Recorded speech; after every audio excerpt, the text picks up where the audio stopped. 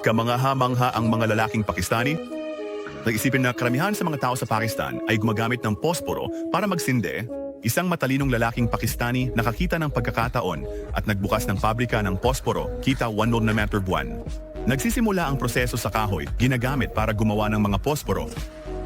Pinuputol ng mga manggagawa ang kahoy sa maliliit na piraso, inaalis ang balat gamit ang kutsilyo. Susunod, gumagamit sila ng mga makinang pamutol upang hiwain ang kahoy sa manipis na mga sheet, ini-stack at ginagawang posporo. Hindi mga posporo nasa conveyor belt at dinadala sa dryer upang alisin ang kahalumigmigan. Kapag tuyo, maayos ini-stack ang mga ito ng makina at hinahawakan ng overhead aparato.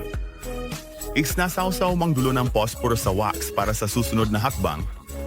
Sa wakas, may sinasawsaw ang mga posporo sa isang makapal na pulang sangkap na tinatawag na pulang posporos na bumubuo sa mga ulo ng posporo. Ang pulang posporos ay isang mahusay na material para sa pagsisimula ng apoy. Kapag natapos na, ang mga posporo ay inilalagay sa mga kahon at ibinibenta. Magkano sa tingin mo ang presyo ng isang pakete ng posporo?